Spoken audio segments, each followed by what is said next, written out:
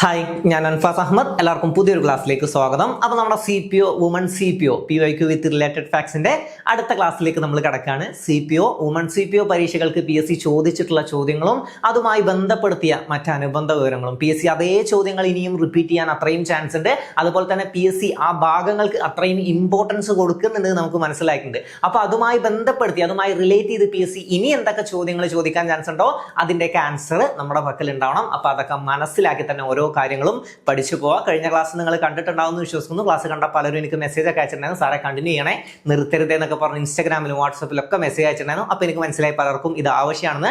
പക്ഷെ അത് അധികം റെസ്പോൺസ് വന്നിട്ടില്ല. ഞാൻ അങ്ങനത്തെ വീഡിയോസാണ് നിർത്താറുള്ളത്. ഏതെങ്കിലും സീരീസ് തുടങ്ങിയിട്ട് ആളുകൾക്ക് അധികം ഉപകരിക്കുന്നില്ല, മറ്റൊരു സീരീസാണ് ഇതിലും നന്നാവുക എന്ന് കണ്ടാലാണ് ഞാൻ ആ സീരീസ് ഡ്രോപ്പ് ചെയ്ത് അടുത്തത് തുടങ്ങാറുള്ളത്. പക്ഷേ ഇപ്പോൾ കണ്ടിന്യൂ ചെയ്ത് പോകണം. അതായത് നമ്മുടെ പവർ ക്യാപ്സ്യൂൾ ആയാലും മറ്റ് സീരീസുകളായാലും നല്ല റെസ്പോൺസ് ഉണ്ട്. അതൊക്കെ നമ്മൾ നല്ല രീതിയിൽ തന്നെ കണ്ടിന്യൂ ചെയ്ത് പോകുന്നുണ്ട്.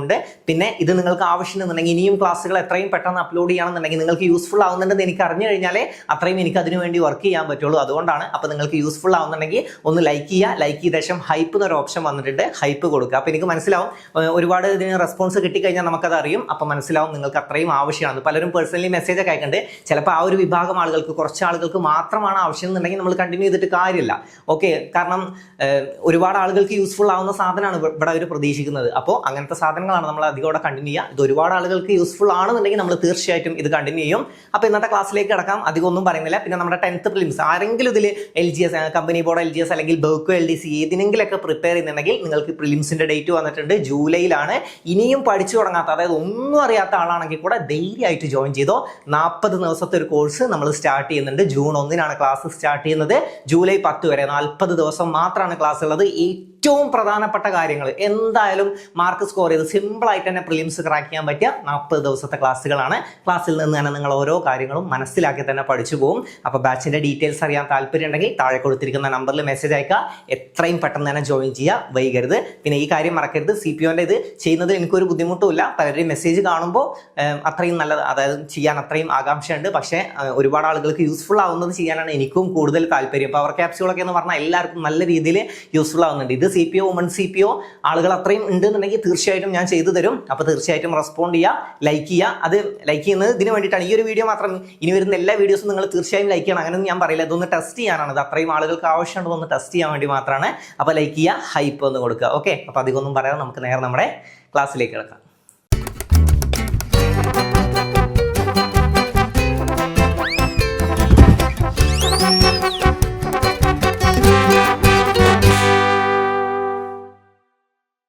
അപ്പോൾ നമുക്ക് നോക്കാം. ആദ്യത്തെ ചോദ്യം, കേന്ദ്ര സംസ്ഥാന ബന്ധങ്ങളെക്കുറിച്ച് പ്രതിപാദിക്കുന്ന കമ്മീഷൻ. കേന്ദ്ര സംസ്ഥാന ബന്ധങ്ങളെക്കുറിച്ച് പ്രതിപാദിക്കുന്ന കമ്മീഷൻ ഏതാണ്? അത് സർക്കാരിയ കമ്മീഷനാണ് അല്ലെ? റിപ്പീറ്റിംഗ് ക്വസ്റ്റ്യൻ ആണ്. കേന്ദ്ര സംസ്ഥാന ബന്ധങ്ങളെക്കുറിച്ച് പ്രതിപാദിക്കുന്ന കമ്മീഷനാണ് സർക്കാരിയ കമ്മീഷൻ. കേന്ദ്ര സംസ്ഥാന ബന്ധങ്ങളെക്കുറിച്ച് പ്രതിപാദിക്കുന്ന കമ്മീഷൻ ഏതാണ്? അത് സർക്കാരിയ കമ്മീഷനാണ്. കേന്ദ്ര റിപ്പീറ്റ് ചെയ്ത് പറഞ്ഞു, അത് പഠിച്ചു പോകണം. ഇത് അത്രയും റിപ്പീറ്റിംഗ് ഉള്ള ക്വസ്റ്റ്യൻ ആണ്. ഓക്കെ, എല്ലാ എക്സാമുകൾക്കും ഇത് ചോദ്യം വരാറുണ്ട്. അപ്പോൾ പഠിച്ചു പോയിക്കോ. കേന്ദ്ര സംസ്ഥാന ബന്ധങ്ങളെക്കുറിച്ച് പ്രതിപാദിക്കുന്ന കമ്മീഷനാണ് സർക്കാരിയ. കേന്ദ്ര സർക്കാർ, സംസ്ഥാന സർക്കാർ, അങ്ങനെ ആലോചിച്ചാൽ മതി. അപ്പൊ സർക്കാരിയ സിമ്പിൾ അല്ലേ? അപ്പൊ കേന്ദ്ര സംസ്ഥാന ബന്ധങ്ങളെ കുറിച്ച് പ്രതിപാദിക്കുന്ന കമ്മീഷനാണ് സർക്കാരിയ കമ്മീഷൻ. സർക്കാരിയ കമ്മീഷൻ. മുല്ലപ്പെരിയാർ തർക്കവുമായി ബന്ധപ്പെട്ട കമ്മീഷൻ ഏതാണ്? മുല്ലപ്പെരിയാർ തർക്കവുമായി ബന്ധപ്പെട്ട കമ്മീഷൻ ഏതാണ്? ജസ്റ്റിസ് AS ആനന്ദ് കമ്മീഷൻ ആണ് അല്ലെ? ജസ്റ്റിസ് AS ആനന്ദ് കമ്മീഷൻ ആണ്. ജസ്റ്റിസ് AS ആനന്ദ് കമ്മീഷൻ ആണ് മുല്ലപ്പെരിയാർ തർക്കവുമായി ബന്ധപ്പെട്ട commission. Justice AS Anand commission. Justice AS Anand commission. പിന്നാക്ക സമുദായ സംവരണവുമായി ബന്ധപ്പെട്ട കമ്മീഷൻ. പിന്നാക്ക സമുദായ സംവരണവുമായി ബന്ധപ്പെട്ട കമ്മീഷനാണ് മണ്ഡൽ കമ്മീഷൻ അല്ലെ? മണ്ഡൽ കമ്മീഷൻ. പിന്നാക്ക സമുദായ സംവരണവുമായി ബന്ധപ്പെട്ടതാണ് മണ്ഡൽ കമ്മീഷൻ. മണ്ഡൽ കമ്മീഷനാണ് പിന്നാക്ക സമുദായ സംവരണവുമായി ബന്ധപ്പെട്ട കമ്മീഷൻ. ഗുജറാത്ത് കലാപവുമായി ബന്ധപ്പെട്ട കമ്മീഷൻ ഏതാണ്? നാനാവതി ഷാ കമ്മീഷൻ ആണ് അല്ലെ? നാനാവതി ഷാ കമ്മീഷനാണ് ഗുജറാത്ത് കലാപവുമായി ബന്ധപ്പെട്ട കമ്മീഷൻ. ഓക്കെ, 1968 ദേശീയ വിദ്യാഭ്യാസ നയവുമായി ബന്ധപ്പെട്ട കമ്മീഷൻ ഏതാണ്? കോത്താരി കമ്മീഷൻ ആണ് അല്ലെ? കോത്താരി കമ്മീഷൻ. ശ്രദ്ധിക്കണം, 1968 ദേശീയ വിദ്യാഭ്യാസ നയവുമായി ബന്ധപ്പെട്ട കമ്മീഷൻ ഏതാന്ന് ചോദിച്ചാൽ കോത്താരി കമ്മീഷൻ. ഇന്ത്യയുടെ ഭാവി നിർണ്ണയിക്കുന്നത് അതിന്റെ ക്ലാസ് മുറികളാണെന്ന് പറഞ്ഞത് കോത്താരിയാണ് അല്ലെ? കോത്താരി കമ്മീഷൻ ആണ് ഇന്ത്യയുടെ ഭാവി നിർണ്ണയിക്കുന്നത്. ഇന്ത്യയിലെ ക്ലാസ് മുറികളാണെന്ന് പ്രസ്താവിച്ചത് കോത്താരിയാണ്. അപ്പൊ അതും പഠിച്ചു വെക്കുക. ഈ കോത്താരി കമ്മീഷൻ ഇമ്പോർട്ടന്റ് ആണ്. കോത്താരി കമ്മീഷൻ നിലവിൽ വന്നത് 1964 64 66 കാലഘട്ടങ്ങളിലാണ് കോത്താരി കമ്മീഷൻ ഉണ്ടായിരുന്നത്. 66 റിപ്പോർട്ട് സമർപ്പിച്ചത്. രൂപീകൃതമായത് 1964 ഗാന്ധി ജയന്തിക്കാണ് ഒക്ടോബർ 2. 1964 ഒക്ടോബർ 2. അതാണ് Kothari commission. Kothari commission important ആണ്, എന്തായാലും അറിഞ്ഞു വെക്കണം. ഓക്കെ, കോത്താരി കമ്മീഷൻ ഇമ്പോർട്ടന്റ് ആണ്. അതുപോലെ തന്നെയാണ് Mudaliar commission. Okay, Mudaliar commission അതാണ് സെക്കൻഡറി വിദ്യാഭ്യാസവുമായി ബന്ധപ്പെട്ടതാണ് മുതലിയാർ കമ്മീഷൻ. അപ്പൊ ഇത് അറിഞ്ഞു വെക്കുക. മുല്ലപ്പെരിയാർ തർക്കവുമായി ബന്ധപ്പെട്ട കമ്മീഷനാണ് ജസ്റ്റിസ് AS ആനന്ദ് കമ്മീഷൻ. പിന്നാക്ക സമുദായ സംവരണവുമായി ബന്ധപ്പെട്ട കമ്മീഷൻ ഏതാണ്? മണ്ഡൽ കമ്മീഷൻ ആണ്. മണ്ഡൽ കമ്മീഷൻ ആണ് പിന്നാക്ക സമുദായ സംവരണവുമായി ബന്ധപ്പെട്ട കമ്മീഷൻ. ഗുജറാത്ത് കലാപവുമായി ബന്ധപ്പെട്ട കമ്മീഷൻ ഏതാണ്? നാനാവതി ഷാ കമ്മീഷൻ ആണ്. 1968 ദേശീയ വിദ്യാഭ്യാസ നയവുമായി ബന്ധപ്പെട്ട കമ്മീഷൻ എന്നാണ്. അല്ലാതെ 1968 1964 കോത്താരി കമ്മീഷൻ നിലവിൽ വന്നത്. 1964 ഒക്ടോബർ 2 കേട്ടോ, അത് അറിഞ്ഞു വെക്കുക. 1968 ദേശീയ വിദ്യാഭ്യാസ നയവുമായി ബന്ധപ്പെട്ട കമ്മീഷനാണ് കോത്താരി കമ്മീഷൻ. ആ വാക്കുകൾ മറക്കരുത് കേട്ടോ. എന്താണ്? ഇന്ത്യയുടെ ഭാവി തീരുമാനിക്കുന്നത് ഇന്ത്യയിലെ ക്ലാസ് മുറികളാണ്. ആ വാക്കുകൾ കോത്താരിയുമായി ബന്ധപ്പെട്ടതാണ്. ഓക്കെ, അടുത്തത് കറുത്ത പട്ടേരി എന്നറിയപ്പെടുന്ന സാമൂഹ്യ പരിഷ്കർത്താവ് ആരാണ്? കറുത്ത പട്ടേരി എന്നറിയപ്പെടുന്നത്. കറുത്ത പട്ടേരി എന്നറിയപ്പെടുന്നത് കറുത്ത പട്ടേരി. അപ്പൊ നേരെ പോയി കറുപ്പ് എന്ന് പറഞ്ഞ് കറുപ്പിക്കരുത് കേട്ടോ. അല്ല, കറുപ്പനല്ല, VT ഭട്ടതിരിപ്പാടാണ് കേട്ടോ. VT ഭട്ടതിരിപ്പാടാണ്. ഓക്കെ, ഇല്ലാത്ത കണക്ഷൻ ഉണ്ടാക്കി വെക്കരുത്. കറുപ്പനല്ല, കറുത്ത പട്ടേരി. കറുത്ത പട്ടേരി, വട്ടതിരി, വട്ടേരി, വട്ടേരി. ഓക്കെ, പട്ടേരി ഭട്ടതിരി, പട്ടേരി ഭട്ടതിരി അങ്ങനെ കണക്ട് ചെയ്താൽ മതി. പട്ടേരി ഭട്ടതിരി, പട്ടേരി ഭട്ടതിരി. ഓക്കെ, ഇദ്ദേഹവുമായി ബന്ധപ്പെട്ട് വേറെ റിപ്പീറ്റിംഗ് ക്വസ്റ്റ്യൻ ഉണ്ട്. കണ്ണീരും കിനാവും ആരുടെ ആത്മകഥയാണെന്ന്? VT ഭട്ടതിരിപ്പാടിന്റെ ആത്മകഥയാണ് കണ്ണീരും കിനാവും. യോഗക്ഷേമ സഭ സ്ഥാപിച്ചത് ആരെന്ന് ചോദ്യം വരാറുണ്ട്. VT ഭട്ടതിരിപ്പാടാണ്. അടുക്കളയിൽ നിന്ന് അരങ്ങത്തേക്ക് എന്ന നാടകം രചിച്ചത് ആരെന്ന് ചോദ്യം വരാറുണ്ട്. VT ഭട്ടതിരിപ്പാടാണ്. നമുക്ക് പഠിക്കാം. VT ഭട്ടതിരിപ്പാട്. ചട്ടമ്പി സ്വാമികൾ വിശേഷണങ്ങൾ ഏറ്റവും കൂടുതൽ റിപ്പീറ്റ് ചെയ്യുന്ന ഒരു സാമൂഹ്യ പരിഷ്കർത്താവാണ്. അല്ലെങ്കിൽ കേരള നവോത്ഥാനവുമായി ബന്ധപ്പെട്ട് ഏറ്റവും കൂടുതൽ വിശേഷണങ്ങൾ ചോദിക്കുന്ന സാമൂഹ്യ പരിഷ്കർത്താവാണ് ചട്ടമ്പി സ്വാമികൾ. ചട്ടമ്പി സ്വാമികൾ എന്തൊക്കെയാണ്? ചട്ടമ്പി സ്വാമികളുടെ വിശേഷണങ്ങൾ എന്തൊക്കെയാണ്? സർവ്വവിദ്യാധിരാജ അല്ലെ? സർവ്വവിദ്യാധിരാജ. ഓക്കെ, ഇത് മാർക്ക് ചെയ്ത് വെക്കണേ. സർവ്വവിദ്യാധിരാജ, സർവ്വവിദ്യാധിരാജൻ. അതുപോലെ തന്നെ ബാലഭട്ടാരകൻ, ബാലഭട്ടാരകൻ, ശ്രീ ഭട്ടാരകൻ എന്നൊക്കെ വിശേഷിപ്പിക്കപ്പെടുന്ന ആരാണ്? ചട്ടമ്പി സ്വാമികളാണ്. സർവ്വവിദ്യാധിരാജൻ, ബാലഭട്ടാരകൻ, കാവ്യവും കമണ്ഡലവും ഇല്ലാത്ത സന്യാസി, കാഷായം ധരിക്കാത്ത സന്യാസി അല്ലെ എന്നൊക്കെ അറിയപ്പെടുന്നത് ആരാണ്? ചട്ടമ്പി സ്വാമികളാണ്. കാവ്യവും കമണ്ഡലവും ഇല്ലാത്ത സന്യാസി എന്നറിയപ്പെടുന്നത് ചട്ടമ്പി സ്വാമികളാണ്. പക്ഷെ കാവ്യ ഉപേക്ഷിച്ച് കതറണിഞ്ഞ സന്യാസി എന്ന് ചോദ്യം വന്നാൽ അത് വാഗ്ഭടാനന്ദനാണ് കേട്ടോ. വാഗ്ഭടാനന്ദനാണ്. കാവ്യ ഉപേക്ഷിച്ച് കതറണിഞ്ഞ സന്യാസി ആരാണ്? വാഗ്ഭടാനന്ദൻ. ആത്മവിദ്യാസംഘം സ്ഥാപിച്ചത് വാഗ്ഭടാനന്ദനാണ് കേട്ടോ. അതും പഠിച്ചു വെക്കുക. ആത്മവിദ്യാസംഘം. അപ്പൊ സർവ്വവിദ്യാധിരാജൻ, ബാലഭട്ടാരകൻ, കാവ്യം കമണ്ഡലവും ഇല്ലാത്ത സന്യാസി, കാഷായം ധരിക്കാത്ത സന്യാസി. അതുപോലെ തന്നെ ഷൺമുഖദാസൻ. ഓക്കെ, ഷൺമുഖദാസൻ എന്നറിയപ്പെടുന്നതും ആരാണ്? ചട്ടമ്പി സ്വാമികളാണ്. ഷൺമുഖദാസൻ, ഷൺമുഖദാസൻ എന്നറിയപ്പെടുന്നതും ആരാണ്? ചട്ടമ്പി സ്വാമികളാണ്. ഇതൊക്കെ വിശേഷണങ്ങളാണ്. ഇനി യഥാർത്ഥ നാമം ചോദിച്ചാൽ എന്താണ്? അയ്യപ്പൻ. ഓക്കെ, യഥാർത്ഥ നാമം അയ്യപ്പൻ. അത് കിട്ടിയോ? ഇനി അതുപോലെ തന്നെ ചോദ്യം വരുന്ന ഒന്നാണ് ബാല്യകാല നാമം. എന്താണ് ബാല്യകാലം? ബാല്യത്തിൽ എന്താണ്? ബാല്യത്തിൽ ആള് കുഞ്ഞായിരിക്കുകയാണെന്ന് ആലോചിച്ചാൽ മതി. ബാല്യം കുഞ്ഞ്. ഓക്കെ, കുഞ്ഞൻ പിള്ള എന്നാണ്. കുഞ്ഞൻ പിള്ള. ഓക്കെ, കുഞ്ഞൻ പിള്ള എന്നാണ് എന്ത്? ബാല്യകാല നാമം. കൺഫ്യൂഷൻ വരരുത്. കുഞ്ഞൻ പിള്ള ബാല്യകാല നാമം. യഥാർത്ഥ നാമം, ചട്ടമ്പി സ്വാമികളുടെ യഥാർത്ഥ നാമം എന്താന്ന് ചോദിച്ചാൽ അത് അയ്യപ്പനാണ്. ഈ ചട്ടമ്പി എന്ന പേര് വന്നത് എങ്ങനെയാണ്? ചട്ടമ്പി എന്നത് ശരിക്കും എന്താണെന്ന് അറിയോ? മോണിറ്റർ എന്നൊക്കെ പറയില്ല നമ്മൾ, ക്ലാസ് ലീഡർ എന്നൊക്കെ പറയും അല്ലേ? ക്ലാസ് ലീഡർ, അതായത് കുടിപ്പള്ളിക്കൂടത്തിൽ മോണിറ്റർ ആയിട്ട് അല്ലെങ്കിൽ ക്ലാസ് ലീഡർ ആയിട്ട് അവിടെ അങ്ങനെ വന്ന പേരാണ്. അതിൽ ഈ മോണിറ്റർ എന്നൊക്കെ ഉള്ളതിന് ചട്ടമ്പി എന്നാണ് പറയുക. ആ സമയത്ത് അങ്ങനെ വന്ന പേരാണ് ചട്ടമ്പി സ്വാമികൾ. ഓക്കെ, പിന്നെ പണ്ഡിറ്റ് കറുപ്പന്റെ ചോദ്യം വരും, അരയ സമാജം. അത് വേണമെങ്കിൽ കറുപ്പ് വെച്ച് കണക്ട് ചെയ്തോ, കറുത്ത അരയന്നം എന്ന് കണക്ട് ചെയ്താൽ മതി. കറുത്ത അരയന്നം എന്ന് കണക്ട് ചെയ്താൽ നിങ്ങൾക്ക് കിട്ടും. പണ്ഡിറ്റ് KP കറുപ്പനാണ് അരയ സമാജത്തിന്റെ സ്ഥാപകൻ. അപ്പൊ അരയന്നം, ഓക്കെ, അരയ സമാജത്തിന്റെ സ്ഥാപകൻ കറുപ്പൻ, ഓക്കെ, കറുത്ത അരയന്നം. പണ്ഡിറ്റ് KP കറുപ്പനാണ് അരയ സമാജത്തിന്റെ സ്ഥാപകൻ. VT ഭട്ടതിരിപ്പാട്, ഇതൊന്നും മറക്കരുത്. യോഗക്ഷേമ സഭ സ്ഥാപിച്ചത് ആരെന്ന് ചോദിക്കും, VT ഭട്ടതിരിപ്പാടാണ് കേട്ടോ. VT ഭട്ടതിരിപ്പാടാണ് യോഗക്ഷേമ സഭ സ്ഥാപിച്ചത്. കണ്ണീരും കിനാവും ആരുടെ ആത്മകഥയാണെന്ന് ചോദ്യം വന്നാൽ അതാരുടെയാണ്? കണ്ണീരും കിനാവും ആരുടെ ആത്മകഥയാണ്? VT ഭട്ടതിരിപ്പാട്. ഇനി ഒക്കെ ഒന്ന് കണക്ട് ചെയ്ത് ഒപ്പം ഒന്ന് പറഞ്ഞു തരട്ടെ, ഒക്കെ നിങ്ങൾക്ക് കണക്ട് ചെയ്യാൻ പറ്റും.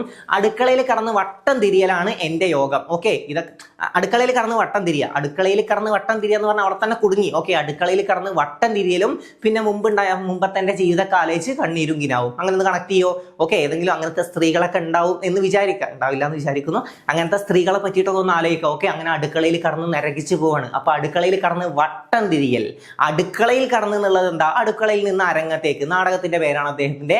വട്ടം തിരിയൽ എന്ന് പറഞ്ഞാൽ ഭട്ടതിരിപ്പാടാണ്. ഓക്കെ, അടുക്കളയിൽ കടന്ന് വട്ടം തിരിയലാണ് എന്റെ യോഗം. ഓക്കെ, പിന്നെ കണ്ണീരും കിനാവും. അടുക്കളയിൽ കടന്ന് വട്ടം തിരിയൽ, അതിൽ അടുക്കള, സോറി, അടുക്കള എന്താണ്? അടുക്കളയിൽ നിന്ന് അരങ്ങത്തേക്ക്. അടുക്കളയിൽ നിന്ന് അരങ്ങത്തേക്ക് എന്താണ്? നാടകമാണ് കേട്ടോ. അടുക്കളയിൽ നിന്ന് അരങ്ങത്തേക്ക്. ഓക്കെ, അടുക്കളയിൽ നിന്ന്, ഓക്കെ, കിട്ടുമല്ലോ. അടുക്കളയിൽ നിന്ന് അരങ്ങത്തേക്ക്, ഇതെന്താണ്? നാടകം, നാടകമാണ്. അടുക്കളയിൽ നിന്ന് അരങ്ങത്തേക്ക് നാടകമാണ്. ഓക്കെ, അടുക്കളയിൽ കടന്ന് വട്ടം തിരിയലാണ്. അപ്പൊ ഇത് ആരുമായിട്ട്, അയ്യോ ക്വസ്റ്റ്യൻ മാർക്ക് ഇവിടെ അല്ല കേട്ടോ, സോറി, ആരോ മാർക്ക് ഇവിടെ അല്ല, ആരോ മാർക്ക് ഇവിടുന്നാണ് പോകേണ്ടത്. Okay, VT ഭട്ടതിരിപ്പാടാണ്. അടുക്കളയിൽ കടന്ന് വട്ടം തിരിയലാണ്, വട്ടം തിരിയ, ഭട്ടതിരിപ്പാട്, അത് അങ്ങനെ കണക്ട് ചെയ്യുക. അടുക്കളയിൽ കടന്ന് വട്ടം തിരിയലാണ് എന്റെ യോഗം. ആ യോഗമാണ് യോഗക്ഷേമ സഭ, യോഗക്ഷേമ സഭ. ഓക്കെ, യോഗക്ഷേമ സഭ സ്ഥാപിച്ചതാരാണ്? VT ഭട്ടതിരിപ്പാട്. ഇതൊക്കെ ആലോചിച്ച് കണ്ണീരും കിനാവും, അല്ലെ? കണ്ണീരും കിനാവും ആരുടെ ആത്മകഥയാണ്? അത് VT ഭട്ടതിരിപ്പാടിന്റെ ആത്മകഥയാണ്. ഇതൊക്കെ ഇങ്ങനെ കണക്ട് ചെയ്ത് വെക്കാം. ഇനി ചട്ടമ്പി സ്വാമികളെ കുറിച്ച് നമ്മൾ ഡിസ്കസ് ചെയ്തു. ചട്ടമ്പി സ്വാമികളെ കുറിച്ച് എന്തായാലും അറിഞ്ഞിരിക്കേണ്ട മറ്റൊരു കാര്യമാണ് ചട്ടമ്പി സ്വാമികളുടെ കൃതികൾ, അല്ലെ? ഏതൊക്കെയാണ്? വേദാധികാര നിരൂപണം, അതിനെപ്പറ്റി എപ്പോഴും ചോദ്യം വരാറുണ്ട്, അല്ലെ? വേദം പഠിക്കാനുള്ള അധികാരം ആരുടെയും കുത്തകയല്ല എന്നൊക്കെ പറഞ്ഞിട്ട്, അല്ലെ? സവർണർക്കും വേദം പഠിക്കാനുള്ള അവകാശമുണ്ട് അല്ലെങ്കിൽ അധികാരമുണ്ട് ഉള്ളതിനെ പറ്റി പറയുന്നതാണ് വേദാധികാര നിരൂപണം, അല്ലെ? സവർണർക്കും എന്നല്ല, സവർണർക്ക് മാത്രമല്ല അവർണർക്കും എന്നാണ് പറഞ്ഞത് കേട്ടോ. സവർണർക്ക് മാത്രമേ, ഞാൻ പറഞ്ഞല്ല, അദ്ദേഹം പറഞ്ഞത്, അദ്ദേഹം ഉദ്ദേശിച്ചത് സവർണർക്ക് മാത്രമല്ല അവർണർക്കും വേദം പഠിക്കാനുള്ള അധികാരമുണ്ട് അല്ലെങ്കിൽ അവകാശമുണ്ട് എന്നതിനെ പറ്റി പറയുന്നതാണ് വേദാധികാര നിരൂപണം. ഓരോ കൃതികളുടെ പിന്നിലും ഓരോ കഥകൾ അല്ലെങ്കിൽ ഒരു കോൺസെപ്റ്റ് ഉണ്ട്, അത് മനസ്സിലാക്കി വെച്ചാൽ നിങ്ങൾക്ക് കിട്ടും. അതിൽ തന്നെ ഉണ്ട്, പേരിൽ തന്നെ ഉണ്ടോ നോക്ക്, വേദാധികാര നിരൂപണം, വേദാധികാര നിരൂപണം, വേദാധികാര നിരൂപണം.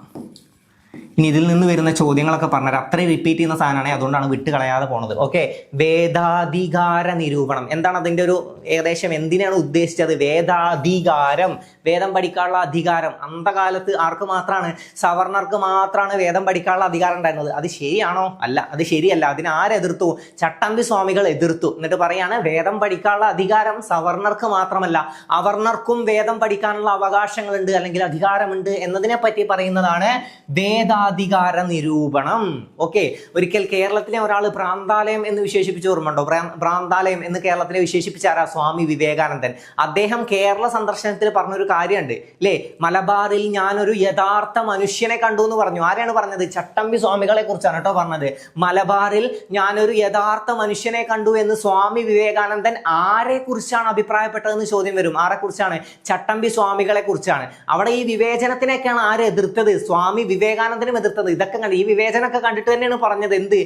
കേരളം ഒരു ഭ്രാന്താലയമാണ്, അവിടെ ഉള്ളതൊക്കെ ഭ്രാന്തന്മാരാണെന്നൊക്കെ പറഞ്ഞത് ഇവിടുത്തെ ഈ വിവേചനം കണ്ടിട്ടൊക്കെയാണ്. ഓക്കെ, ജാതി മത വേർതിരിവൊക്കെ കണ്ടിട്ടാണ്. അപ്പോൾ അതിനെ അദ്ദേഹം സ്വാഭാവികമായിട്ട് എതിർക്കുന്നുണ്ടായിരുന്നു. അപ്പൊ അതിനെതിരെ ഒരാൾ ഇങ്ങനെ പറയാണ് വേദം പഠിക്കാനുള്ള, അതായത് വേദാധികാര നിരൂപണം എന്നൊരു കൃതി രചിക്കുകയാണ്. ഈ കൃതി ആര് വായിക്കുന്നുണ്ട്? ആര്? സ്വാമി വിവേകാനന്ദൻ വായിക്കുന്നുണ്ട്. എന്നിട്ട് അദ്ദേഹം ഈ കൃതിയെ കുറിച്ചൊരു വാക്കുകൾ പറയുന്നുണ്ട്. തീ പോലുള്ള വാക്കുകൾ കത്തിപ്പോകാത്തത് ഭാഗ്യം, അല്ലെ? തീ പോലുള്ള വാക്കുകൾ കത്തിപ്പോകാത്തത് ഭാഗ്യം. ഇൻസ്റ്റാഗ്രാമിലൊക്കെ കമന്റിലടക്കം വരുന്ന സാധനമാണ് തീ പോലുള്ള വാക്കുകൾ, കത്തിപ്പോകാത്തത് ഭാഗ്യം എന്നൊക്കെ. ഓക്കെ, അപ്പൊ അത് ആരുടെ വാക്കുകളാണ്? സ്വാമി വിവേകാനന്ദൻ ഈ കൃതിയെ കുറിച്ച് പറഞ്ഞതാണ്. വേദാധികാര നിരൂപണം എന്ന കൃതിയെ കുറിച്ച് സ്വാമി വിവേകാനന്ദൻ പറഞ്ഞതാണ് തീ പോലുള്ള വാക്കുകൾ കത്തിപ്പോകാത്തത് ഭാഗ്യം എന്ന്. ഓക്കെ, അപ്പൊ അത് എന്താണ് ഇതിന്റെ ഒരു വശം? ഇത് എന്തിനാണ് ഈ കൃതി? ഈ വേദാധികാര നിരൂപണം എന്ന കൃതി എന്തിനെ കുറിച്ചാണ് പറയുന്നത്? വേദം പഠിക്കാനുള്ള അധികാരം അല്ലെങ്കിൽ അവകാശം ആർക്ക് മാത്രമല്ല? സവർണർക്ക് മാത്രമല്ല, അല്ലെങ്കിൽ ബ്രാഹ്മണർക്ക് മാത്രമല്ല വേദം പഠിക്കാനുള്ള അവകാശമുള്ളത്. അവർണർക്കും വേദം പഠിക്കാനുള്ള അവകാശമുണ്ട് അല്ലെങ്കിൽ അധികാരമുണ്ട്. ഓക്കെ, എന്നതിനെ പറ്റി പറയുന്നതാണ് വേദാധികാര നിരൂപണം. ഇത് ആരുടെ കൃതിയാന്ന് കിട്ടിയല്ലോ? ചട്ടമ്പി സ്വാമികളുടെ കൃതിയാണ്. ഇനി ഓരോ കൃതിയിലും പേരിൽ തന്നെ കാര്യങ്ങളുണ്ട്. അടുത്തതാണ് മോക്ഷപ്രദീപ ഖണ്ഡനം. ഓക്കെ, സിമ്പിൾ ആണ്. അവിടെ ഉണ്ട് മോക്ഷപ്രദീപം എന്നൊരു കൃതി രചിക്കുന്നതിന് പകരം എന്തുകൊണ്ട് മോക്ഷപ്രദീപ ഖണ്ഡനം എന്ന് രചിച്ചു? അപ്പൊ മോക്ഷപ്രദീപം വേറെ ആരുടെയോ കൃതിയാണ്. ഖണ്ഡനം, അതിനെ വിമർശിക്കുക, ഖണ്ഡിച്ചുകൊണ്ട് രചിച്ചതാണ് മോക്ഷപ്രദീപ ഖണ്ഡനം. അപ്പൊ മോക്ഷപ്രദീപം എന്ന കൃതി രചിച്ചതാരാ? ബ്രഹ്മാനന്ദ ശിവയോഗിയാണ്. ഒന്ന് ആലോചിച്ച് നോക്കൂ, മോക്ഷപ്രദീപം എന്ന് സിമ്പിളായിട്ട് പേരിടുന്നതിന് പകരം അപ്പൊ ആ പേര് അങ്ങനെ ആലോചിച്ചാൽ മതി. മോക്ഷപ്രദീപം എന്നൊരു കൃതി കണ്ടാൽ അത് ചട്ടമ്പി സ്വാമികളുടെ അല്ല, ചട്ടമ്പി സ്വാമികൾ അതിനെ വിമർശിക്കുകയാണ് ചെയ്തത്. അപ്പൊ ഈ മോക്ഷപ്രദീപം എന്ന കൃതി ആരുടേതാണ്? അത് ബ്രഹ്മാനന്ദ ശിവയോഗിയുടെയാണ്. ബ്രഹ്മാനന്ദ ശിവയോഗി എന്താണ് വിശേഷിപ്പിക്കപ്പെടുന്നത് അല്ലെങ്കിൽ അറിയപ്പെടുന്നത് എന്താണ്? എന്തോ ഗുരു എന്നറിയപ്പെടുന്നുണ്ട്. നിരീശ്വരവാദികളുടെ ഗുരു എന്നറിയപ്പെടുന്നത് ആരാണ്? ബ്രഹ്മാനന്ദ ശിവയോഗിയാണ്. പുരുഷ സിംഹം എന്നറിയപ്പെടുന്നതും ബ്രഹ്മാനന്ദ ശിവയോഗിയാണ്. നമുക്ക് കണക്ട് ചെയ്ത് ഇങ്ങനെ പഠിച്ചു പോകാം കേട്ടോ. അതാകുമ്പോൾ നിങ്ങൾക്ക് ഒരുപാട് സ്ഥലത്ത് ഇങ്ങനെ ആൻസർ ചെയ്യാൻ പറ്റും. ഓക്കെ, അപ്പൊ പുരുഷ സിംഹം, അതുപോലെ തന്നെ നിരീശ്വരവാദികളുടെ ഗുരു എന്നറിയപ്പെടുന്നതൊക്കെ ആരാണ്?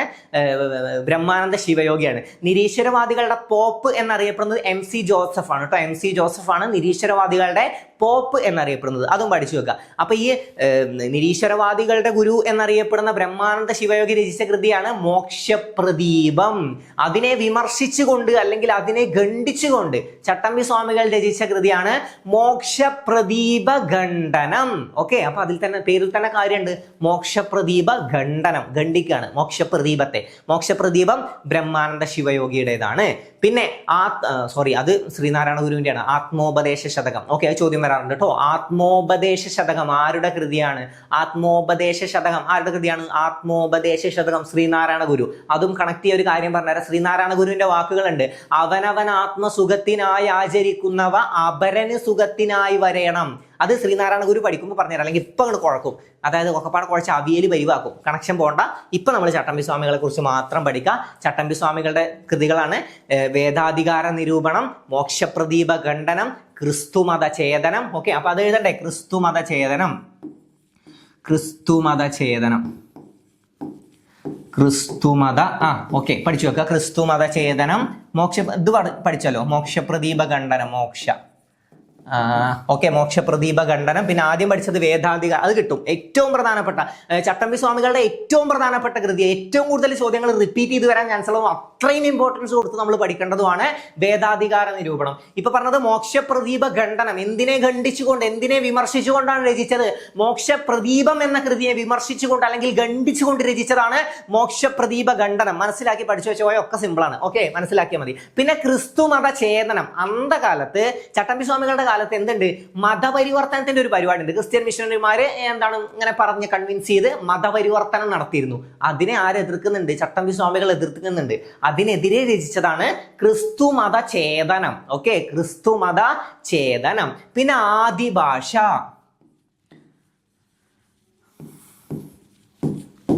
ആദിഭാഷ. ഓക്കെ, ആദിഭാഷ. ആദിഭാഷ ആരുടെ കൃതിയാണെന്ന് ചോദിക്കും. ആദിഭാഷ ചട്ടമ്പി സ്വാമികളുടെ കൃതിയാണ്. ആദിഭാഷ പറയുമ്പോ എന്താ? ആദ്യ ഭാഷ. ആദ്യ ഭാഷ തമിഴാണെന്നൊക്കെ പ്രസ്താവിക്കുന്ന ചട്ടമ്പി സ്വാമികളുടെ കൃതിയാണ് ഏത്? ആദിഭാഷ. പിന്നുള്ളതാണ് പ്രാചീന മലയാളം. പ്രാചീന മലയാളം. ഓക്കെ, ഇതിലും നമുക്ക് കണക്ട് ചെയ്യാൻ പറ്റും. പ്രാചീന മലയാളം, പ്രാചീന കാലം തൊട്ട് എഴുതാണെന്ന് ആലോചിച്ചാൽ മതി. അന്ധകാലം തൊട്ട് എഴുതി വരികയാണ്. അപ്പൊ ആ കൃതിക്ക് എത്രയും വലുപ്പം ഉണ്ടാവും. ഓക്കെ, അപ്പൊ ചട്ടമ്പി സ്വാമികളുടെ, ശ്രീനാരായണ ഗുരു അല്ല, ചട്ടമ്പി സ്വാമികളുടെ ഏറ്റവും വലിയ കൃതി ഏതാന്ന് ചോദ്യം വന്ന അതാണ് പ്രാചീന മലയാളം. ചട്ടമ്പി സ്വാമികളുടെ ഏറ്റവും വലിയ കൃതിയാണ് പ്രാചീന മലയാളം. ഇത്രയും കാര്യങ്ങൾ ക്ലിയർ ആയോ? വേദാധികാര നിരൂപണം എന്താണ്? സ്വാമി വിവേകാനന്ദൻ ആ കൃതിയെ കുറിച്ച് എന്താണ് പറഞ്ഞത്? തീ പോലുള്ള വാക്കുകൾ കത്തിപ്പോകാത്തത് ഭാഗ്യം, മലബാറിൽ ഞാനൊരു യഥാർത്ഥ മനുഷ്യനെ കണ്ടു എന്ന് സ്വാമി വിവേകാനന്ദൻ അഭിപ്രായപ്പെട്ടത് ആരെ കുറിച്ച് എന്ന് ചോദ്യം വരും. വേഗം പോയി കടുപ്പിക്കും ശ്രീനാരായണ ഗുരു. ശ്രീനാരായണ ഗുരുവിനെ കുറിച്ചും അങ്ങനെ പറയാം. ഓക്കെ, പക്ഷെ അദ്ദേഹം അന്ന് നോട്ട് ചെയ്തത് ചട്ടമ്പി സ്വാമികളെയാണ്. ഓക്കെ, അപ്പൊ ചട്ടമ്പി സ്വാമികളെ കുറിച്ചാണ് അങ്ങനെ പറഞ്ഞതെന്ന് ആലോചിക്കുക. പിന്നെ ഈ വാക്കുകൾ ഏത് കൃതിയെ കുറിച്ചാണ്? തീ പോലുള്ള വാക്കുകൾ കത്തിപ്പോകാത്തത് ഭാഗ്യം. വേദാധികാര നിരൂപണം. എന്താണ് വേദാധികാര നിരൂപണം? പഠിച്ചു. വേദാധികാരം, വേദം പഠിക്കാനുള്ള അധികാരം അല്ലെ, അവകാശം ആർക്കാണ്? സവർണർക്ക് മാത്രമല്ല അവർണർക്കും വേദം പഠിക്കാനുള്ള അവകാശമുണ്ട്, അല്ലെങ്കിൽ അധികാരമുണ്ട് ഉള്ളതിനെ പറ്റി പറയുന്നതാണ് വേദാധികാര നിരൂപണം. ക്രിസ്തുമത ചേതനം മതപരിവർത്തനവുമായി ബന്ധപ്പെട്ടതാണ്, അതിനെതിരെ എതിർക്കുന്നതാണ്. ഓക്കെ, ക്രിസ്തുമത ചേതനം. ആദ്യ ഭാഷ ഏതാണ്? ആദ്യ ഭാഷ തമിഴാണെന്നാണ് പ്രസ്താവിക്കുന്നത്. പ്രാചീന മലയാളം, പ്രാചീന കാലം തൊട്ട് എഴുതാന്ന് ആലോചിച്ചാൽ മതി. അപ്പൊ ഏറ്റവും വലിയ കൃതിയാണ് പ്രാചീന മലയാളം. ഇനി അതുപോലെ തന്നെ കൃതികളിൽ ശ്രീനാരായണ ഗുരുവിന്റെ കൃതികളും ഇമ്പോർട്ടന്റ് ആണ്. ഞാൻ പറഞ്ഞു ഏറ്റവും ആദ്യത്തെ, അതായത് ശ്രീനാരായണ ഗുരുവിന്റെ ആദ്യ കൃതിയാണ് ഗജേന്ദ്രമോക്ഷം വഞ്ചിപ്പാട്ട് കേട്ടോ. ഗജേന്ദ്രമോക്ഷം വഞ്ചിപ്പാട്ടാണ് ശ്രീനാരായണ ഗുരുവിന്റെ ആദ്യ കൃതി. പിന്നെ ആത്മോപദേശ ശതകം, ദൈവദശകം, ദർശനമാല, ജാതിമീമാംസ, ഇതൊക്കെ ആരുടെയാണ്? ഇതൊക്കെ ശ്രീനാരായണ. ശിവശതകം അതിൽ തന്നെ ഉണ്ട് ഉത്തരം. ശിവശതകം, ഇതും ചോദ്യം വരാറുണ്ട്. ശിവശതകം, ശിവ ഇതിൽ ഉത്തരമുണ്ട്. എന്താണ്? അരുവിപ്പുറം ശിവപ്രതിഷ്ഠ കേട്ടിട്ടുണ്ടാവും അല്ലെ? 1888 ശ്രീനാരായണ ഗുരു നടത്തിയതാണ് അരുവിപ്പുറം പ്രതിഷ്ഠ. ഈ അരുവിപ്പുറം പ്രതിഷ്ഠയുമായി ബന്ധപ്പെട്ട, അല്ലെങ്കിൽ അരുവിപ്പുറം ശിവപ്രതിഷ്ഠാവേളയിൽ ഗുരു രചിച്ച കൃതി. ശിവപ്രതിഷ്ഠ എന്ന് ചിലപ്പോൾ തരില്ല, അരുവിപ്പുറം പ്രതിഷ്ഠാവേളയിൽ ഗുരു രചിച്ച കൃതി. ചോദ്യം വന്നാൽ അത് ആലോചിക്കുക, അത് ശിവപ്രതിഷ്ഠയാണ്. ഇനി ശിവപ്രതിഷ്ഠയെന്ന് കണക്ട് ചെയ്യണമെങ്കിൽ ഞാൻ കഥ പറഞ്ഞുതരാം, എനിക്കൊരു മടിയില്ല. ഓക്കെ, ശിവപ്രതിഷ്ഠയാണ്, ഇത് ഓർത്തു വെക്കാൻ. ഞാൻ കഥകൾ പറഞ്ഞുതരാം, ഇത്ര ആലോചിച്ചാൽ മതി. എന്തിനാണ് അരുവിപ്പുറം പ്രതിഷ്ഠ എങ്ങനെ ഉണ്ടായെന്ന് പലരും എന്തെങ്കിലുമൊക്കെ ശ്രീനാരായണ ഗുരുവുമായി ബന്ധപ്പെട്ട കാര്യങ്ങളൊക്കെ വായിച്ചവർക്ക് കിട്ടും, അല്ലാത്തവർക്ക് വേണ്ടിയിട്ട് ഞാൻ ചുരുക്കി എന്ന് പറഞ്ഞുതരാം. ഇത് കണക്ട് ചെയ്തോട്ടോ. ശിവശതകം ശിവപ്രതിഷ്ഠ കണക്ട് ചെയ്യാനാണ്. അരുവിപ്പുറം പ്രതിഷ്ഠ പലരും PSC പഠിക്കുന്ന പലരും പഠിച്ചിട്ടുണ്ടാവും. CPO ആദ്യമായിട്ടൊന്നും അല്ല എഴുതുന്നത് എന്നുണ്ടെങ്കിൽ നിങ്ങൾ മുമ്പ് ഒരുപാട് തവണ കേട്ടിട്ടുണ്ടാവും. അരുവിപ്പുറം പ്രതിഷ്ഠ 1888 നമ്മൾ പഠിച്ചിട്ടുണ്ടാവും. എന്നാൽ ക്ഷേത്രം പണി കഴിപ്പിച്ചത് 1887 ഓക്കെ, ഇതിനു മുമ്പ് ക്ഷേത്രം പണിയണം എന്നൊരു ആലോചന വരണ്ടേ? അതെങ്ങനെ വന്നു എന്ന് പറഞ്ഞുതരാം. ശ്രീനാരായണ ഗുരുവും തന്റെ സുഹൃത്തും കൂടെ ഒരു അമ്പലത്തിൽ തൊഴാൻ പോവാണ്. അമ്പലത്തിൽ തൊഴാൻ പോകുമ്പോൾ അന്ന് അയിത്തം നിലനിൽക്കുന്നുണ്ട്. അപ്പൊ ഇവർ രണ്ടാളും പുറത്ത് നിന്നിട്ടാണ്, ദൈവത്തിന്റെ ലോങ്ങിൽ നിന്നിട്ട് തൊഴുകയാണ്. ഓക്കെ, ആ സീനൊന്നും ഇങ്ങനെ മനസ്സിലാലോചിച്ചാൽ മതി. ദൂരെ നിന്ന് ദൈവത്തിനോട് തൊഴുകയാണ്, കാരണം അവർക്കുള്ളിൽ പ്രവേശിക്കാൻ പറ്റില്ല. എന്താണ്? അയിത്തം നിലനിൽക്കുന്നുണ്ട്. അപ്പൊ അങ്ങനെ തിരിച്ചു പോകുമ്പോൾ ഒരു തമ്മിൽ ടോക്ക് ഉണ്ടാവുകയാണ്. എന്താണ്? നമുക്ക് ഇതിന്റെയൊക്കെ ആവശ്യമുണ്ട്. അതായത് ശ്രീനാരായണ ഗുരു ചോദിക്കുകയാണ്, ദൈവത്തിന് മുന്നിൽ ഈ വേർതിരിവൊക്കെ ഉണ്ടാവുമോ? സ്വാഭാവികമായിട്ടും ഇല്ല. ദൈവത്തിന് എന്ത് വേർതിരിവ്? ദൈവത്തിന് നമ്മളൊക്കെ മനുഷ്യരാണ് അല്ലെ, എല്ലാവരും മനുഷ്യരാണ്. അപ്പൊ ശ്രീനാരായണ ഗുരു ചോദിക്കുകയാണ്, ദൈവത്തിന് മുമ്പിൽ ഈ വേർതിരിവൊക്കെ ഉണ്ടാവുമോ? നമുക്ക് എന്തുകൊണ്ടൊരു അമ്പലം സ്ഥാപിച്ചുകൂടാ? അതായത് എല്ലാവർക്കും വന്ന് ആരാധിക്കാൻ വേണ്ടിയിട്ട് നമുക്ക് എന്തുകൊണ്ടൊരു അമ്പലം സ്ഥാപിച്ചുകൂടാ എന്നൊരു കോൺസെപ്റ്റ് അവിടെ വരികയാണ്. അപ്പൊ അദ്ദേഹം പറയാണ്, അതായത് ശ്രീനാരായണ ഗുരുവിന്റെ സുഹൃത്ത്, അങ്ങനെ ചെയ്യുകയാണെങ്കിൽ വളരെ ഉപകാരമാവും. അങ്ങനെയാണ് ശ്രീനാരായണ ഗുരുവിന് ഈ തിങ്ക് വരുന്നത്. ഓക്കെ, അങ്ങനെയാണ് ആലോചിക്കുന്നത്. ഞാൻ സിമ്പിളായിട്ട് പറഞ്ഞു കേട്ടോ. ശ്രീനാരായണ ഗുരു അതിനെപ്പറ്റി ചിന്തിക്കുകയാണ്. അങ്ങനെയാണ് അരുവിപ്പുറത്തൊരു ക്ഷേത്രം പണി കഴിപ്പിക്കുക എന്നുള്ളൊരു കോൺസെപ്റ്റ് വരുന്നത്. അങ്ങനെ അരുവിപ്പുറത്തൊരു ക്ഷേത്രം പണി കഴിപ്പിക്കുകയാണ് 1887. എന്താണ് ആ ക്ഷേത്രത്തിന്റെ കോൺസെപ്റ്റ്? എന്താണ്? ക്ഷേത്രങ്ങൾ ഒരുപാടുണ്ട്, പിന്നെ എന്തിന് ശ്രീനാരായണ ഗുരു ഒരു പ്രത്യേക ക്ഷേത്രം സ്ഥാപിക്കണം? എല്ലാവർക്കും അവിടെ വരാം. അവിടെ ഒരു വിവേചനമല്ല അല്ലെ, ജാതിഭേദം മതദ്വേഷം ഏതുമില്ലാതെ സർവരും സോദരദ്വേന വാഴുന്ന മാതൃകാ സ്ഥാനമാണിത് എന്ന് ശ്രീനാരായണ ഗുരു എവിടെയാണ് എഴുതി വെച്ചിട്ടുള്ളതെന്ന് ചോദ്യം വരാറുണ്ട്. അപ്പൊ സംഭവം മനസ്സിലായ, സാധനം കിട്ടുവേ അല്ലേ? സാധനം കിട്ടി. ഓക്കെ, അപ്പൊ അതെന്താണ്? ജാതിഭേദം മതദ്വേഷം ഏതുമില്ലാതെ സർവരും സോദരദ്വേന വാഴുന്ന മാതൃകാ സ്ഥാനമാണിത് എന്ന് ശ്രീനാരായണ ഗുരു അരുവിപ്പുറം ക്ഷേത്ര ഭിത്തിയിലാണ് എഴുതിയിട്ടുള്ളത്. 1887 ക്ഷേത്രം പണി കഴിപ്പിച്ചു. 88 അരുവിപ്പുറം പ്രതിഷ്ഠ നടന്നു. അരുവിപ്പുറം ശിവപ്രതിഷ്ഠ നടന്നു. സ്വാഭാവികമായിട്ടും മേൽജാതിക്കാരെ എതിർക്കും അല്ലെ, ഉയർന്ന ജാതിക്കാർ അതിനെ വന്ന് എതിർക്കും. നിങ്ങൾ എന്ത് അധികാരത്തിലാണ്, എന്ത് അവകാശത്തിലാണ് നിങ്ങൾ ശിവനെ പ്രതിഷ്ഠിച്ചിട്ടുള്ളതെന്ന് ചോദ്യം വരും. അങ്ങനെ ചോദ്യം വന്നു. ചോദ്യം വന്നതിന് ഗുരു കൊടുത്തൊരു മറുപടി ഉണ്ട്, അതും ഭയങ്കര ഫേമസാ. എന്താണ്? ഞാൻ ഈഴവ ശിവനെയാണ് പ്രതിഷ്ഠിക്കുന്നത്. ഓക്കെ, പിന്നെ നിങ്ങൾക്ക് എന്താ അത്ര അത്? ഓക്കെ, നിങ്ങൾക്ക് എന്താണ് അത്ര കുഴപ്പം? ഞങ്ങളുടെ ശിവനെ, അതായത് ഈഴവ ശിവനെ, ഞങ്ങൾ ഈഴവ ശിവനെയാണ് പ്രതിഷ്ഠിക്കുന്നത്. ഇനി നിങ്ങൾക്ക് കുഴപ്പമൊന്നുമില്ലല്ലോ. അപ്പൊ അതിനെപ്പറ്റി ആലോചിച്ചാൽ മതി. ഞാൻ ഈഴവ ശിവനെയാണ് പ്രതിഷ്ഠിക്കുന്നത് എന്ന് ഗുരു പറഞ്ഞത് ഏത് സന്ദർഭത്തിലാണെന്ന് ചോദ്യം വന്നാൽ അരുവിപ്പുറം ശിവപ്രതിഷ്ഠാ വേളയിലാണ്. അവിടെ ശിവൻ കണക്ട് ചെയ്തോ, അരുവിപ്പുറം ശിവപ്രതിഷ്ഠ. ചോദ്യം വരും, അരുവിപ്പുറം ശിവപ്രതിഷ്ഠക്കുള്ള വിഗ്രഹക്കല്ല് അല്ലെങ്കിൽ അരുവിപ്പുറം പ്രതിഷ്ഠക്കുള്ള വിഗ്രഹക്കല്ല് കണ്ടെടുത്തത് എവിടെ നിന്നാന്ന് ചോദിച്ചാൽ നെയ്യാറിലെ ശങ്കരൻകുഴിയിൽ നിന്നാണ് കേട്ടോ. നെയ്യാറിലെ ശങ്കരൻകുഴി. അപ്പൊ വാക്കുകൾ കിട്ടിയല്ലോ. ജാതിഭേദം മതദ്വേഷം ഏതുമില്ലാതെ സർവരും സോദരദ്വേന വാഴുന്ന മാതൃകാ സ്ഥാനമാണിത്. അങ്ങനെ അരുവിപ്പുറം ശിവപ്രതിഷ്ഠ. അപ്പൊ ആ വേളയിൽ ഗുരു രചിച്ച, ഇനി അരുവിപ്പുറം പ്രതിഷ്ഠ എന്ന് ചോദ്യം വന്നാലും ശിവൻ അവിടെ നിങ്ങൾക്ക് കണക്ട് ആവുമല്ലോ. അപ്പൊ അരുവിപ്പുറം പ്രതിഷ്ഠ വേളയിൽ ഗുരു രചിച്ച കൃതി ഏതാന്ന് ചോദിച്ചാൽ ശിവശതകം. സിമ്പിൾ അല്ലേ? ഓക്കെ. പിന്നെ ആത്മോപദേശ ശതകം നമ്മൾ നേരത്തെ പറഞ്ഞു. ആത്മോപദേശം, അവനവൻ ആത്മസുഖത്തിനായി ആചരിക്കുന്നവ അപരന് സുഖത്തിനായി വരയണം എന്ന് പറഞ്ഞത് അവിടെ രണ്ടിലുണ്ട് ആത്മോ. ഓക്കെ, ആത്മോപദേശ ശതകം അതിലാണ് അങ്ങനെ കൊടുത്തിട്ടുള്ളത്. പിന്നെ ഒരു ജാതി ഒരു മതം ഒരു ദൈവം മനുഷ്യന്, ഒരു ജാതി മീമാംസ എന്ന കൃതിയിലാണ് അതുള്ളത്. ഓക്കെ, അപ്പൊ അത് ആരുടെ കൃതിയാണെന്നൊക്കെ ചോദിച്ചാൽ കിട്ടും. ഓക്കെ, ഒരു ജാതി ഒരു മതം ഒരു ദൈവം മനുഷ്യന് ആരുടെ വാക്കുകളാണെന്ന് ചോദിച്ചാൽ നമുക്കറിയാം അത് ശ്രീനാരായണ ഗുരുവിന്റെ വാക്കുകളാണ്. എങ്കിൽ ശ്രീനാരായണ ഗുരു ആ വാക്ക് കടം കൊണ്ടതാണ്. ആരിൽ നിന്നാണ്? ശ്രീനാരായണ ഗുരുവിന്റെ ഗുരുവാണല്ലോ തൈക്കാടയ്യ, ഗുരുക്കന്മാരുടെ ഗുരു, സൂപ്രണ്ടയ്യ എന്നൊക്കെ അറിയപ്പെടുന്ന തൈക്കാടയ്യ അല്ലേ. അപ്പൊ ഗുരുക്കന്മാരുടെ ഗുരു എന്നറിയപ്പെടുന്നത് ആരെന്ന് ചോദ്യം വന്നത് ആരാണ്? തൈക്കാടയ്യാണ് കേട്ടോ, തൈക്കാടയ്യ.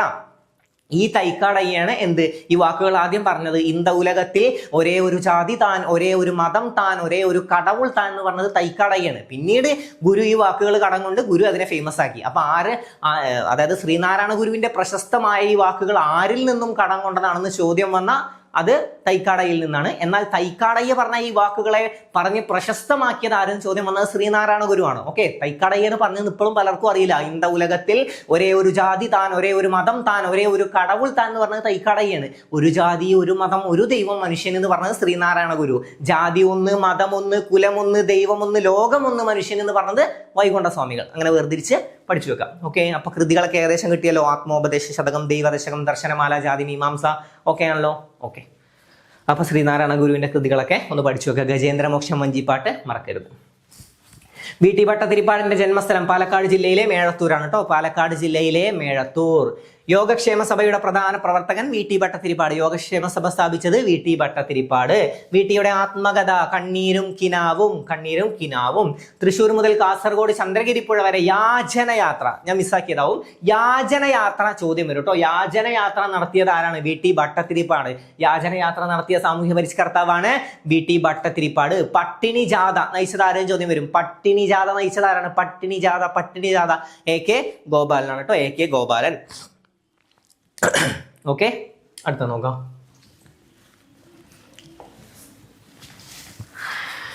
ഇലക്ട്രിക് വാഹനങ്ങളുടെ ബാറ്ററി പ്രവർത്തനത്തിൽ പ്രധാന പങ്ക് വഹിക്കുന്ന ലോഹം ഏതാണ്? Lead, aluminium, platinum, lithium. ഏതാണ്? ലിഥിയമാണ് കേട്ടോ, ലിഥിയം. ഇലക്ട്രിക് വാഹനങ്ങളുടെ ബാറ്ററി പ്രവർത്തനത്തിൽ പ്രധാന പങ്ക് വഹിക്കുന്ന ലോഹമാണ് ലിഥിയം. പക്ഷെ ചോദ്യം റിപ്പീറ്റ് ചെയ്ത് വരുന്ന വേറൊന്നുണ്ടല്ലോ. വാഹനങ്ങളുടെ ബാറ്ററികളിൽ യൂസ് ചെയ്യുന്ന ആസിഡ് ഏതെന്ന് ചോദ്യം വരും. ഏതാണ്? സൾഫ്യൂരിക് ആസിഡ് ആണ് കേട്ടോ. ഏതാണ്? സൾഫ്യൂരിക് ആസിഡ് ആണ് വാഹനങ്ങളുടെ ബാറ്ററിയിൽ ഉപയോഗിക്കുന്ന ആസിഡ്. ഓക്കെ, രാസവസ്തുക്കളുടെ രാജാവ് എന്നറിയപ്പെടുന്നത് ആരാണ്? സൾഫ്യൂരിക് ആസിഡ് ആണ് കേട്ടോ, സൾഫ്യൂരിക് ആസിഡ്. ആസിഡുകളുടെ രാജാവ് എന്നൊക്കെ ചോദ്യം വന്നാലും രാസവസ്തുക്കളുടെ രാജാവ് എന്ന് ചോദ്യം വന്നാലും ഏതാണ്? സൾഫ്യൂരിക് ആസിഡ് ആണ്. ഏറ്റവും ഭാരം കുറഞ്ഞ ലോഹമാണ് ലിഥിയം. ഏറ്റവും ഭാരം കുറഞ്ഞ ലോഹമാണ് ലിഥിയം. മെഴുകിൽ പൊതിഞ്ഞു സൂക്ഷിക്കുന്ന ലോഹമാണ് ലിഥിയം. മെഴുകിൽ പൊതിഞ്ഞു സൂക്ഷിക്കുന്ന ലോഹമാണ് ലിഥിയം. അപ്പൊ ഏറ്റവും ഭാരം കുറഞ്ഞ ലോഹം ഏതെന്ന് ചോദ്യം വന്നാലും മെഴുകിൽ പൊതിഞ്ഞു സൂക്ഷിക്കുന്ന ലോഹം ഏതെന്ന് ചോദ്യം വന്നാലും ഏതാണ്? ലിഥിയം. ലിഥിയത്തിന്റെ അയിരുകൾ ഏതാണ്? പെറ്റാലൈറ്റ് ആൻഡ് ലിപ്പിഡോലൈറ്റ് ആണ് കേട്ടോ. പെറ്റാലൈറ്റ് ആൻഡ് ലിപ്പിഡോലൈറ്റ് ഇതൊക്കെയാണ് ലിഥിയത്തിന്റെ അയിരുകൾ. അയിരുകൾ ചോദ്യം വരാറുണ്ട് കേട്ടോ. അലുമിനിയത്തിന്റെ അയിരൊക്കെ റിപ്പീറ്റിംഗ് ക്വസ്റ്റ്യൻ ആണ്. അയണിന്റെ അയിര്, അലുമിനിയത്തിന്റെ അയിര്, സിങ്കിന്റെ അയിര് ഒന്ന് നോക്കിയാലോ. അലുമിനിയത്തിന്റെ അയിര് ഏതാണ്? അലുമിനിയം ബോക്സൈറ്റ് അല്ലെ. അലുമിനിയത്തിന്റെ അയിര് ബോക്സൈറ്റ്. അലുമിനിയം ബോക്സ് എന്ന് ആലോചിച്ചാൽ മതി. അലുമിനിയം ബോക്സ് ഇങ്ങനെ കണക്ട് ചെയ്യുക. ഓക്കെ, ഒന്നുകിൽ ഇങ്ങനെ കണക്ട് ചെയ്യുക അല്ലെങ്കിൽ ഇങ്ങനെ കണക്ട് ചെയ്യുക. A B. ഓക്കെ, എ എന്താണ്? Aluminium, B bauxite. പിന്നെ അതുപോലെ തന്നെ HI എന്നൊക്കെയല്ലേ നമ്മൾ പഠിച്ചിട്ടുള്ളത്. ABCDFG HIJK LMN PQ. അപ്പോൾ HI എന്താണ്?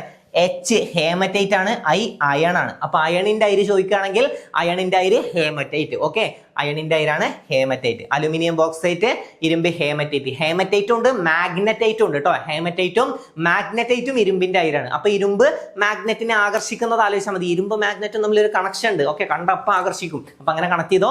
അലുമിനിയത്തിന്റെ അയിര് ബോക്സൈറ്റ്, അയണിന്റെ അയിര് ഹേമറ്റൈറ്റും മാഗ്നറ്റൈറ്റും. കോപ്പറിന്റെ അയിര് സിമ്പിൾ ആണ്, കുപ്രൈറ്റ്. കോപ്പറിന്റെ അയില് കുപ്രൈറ്റ് ആണ്. ഒന്ന് കുപ്രൈറ്റ്, അത് സിമ്പിൾ ആയിട്ട് കിട്ടും. Copper cuprite. എന്നാൽ വേറൊന്നും കൂടെ ഉണ്ട്, മാലക്കൈറ്റ്. സോറി കേട്ടോ, കുപ്രൈറ്റ് കൂടാതെ ഒരെണ്ണം കൂടെ ഉണ്ട്, മാലക്കൈറ്റ്. ഒറ്റ മിനിറ്റ് വെള്ളം കുടിച്ചിട്ട് വരാം.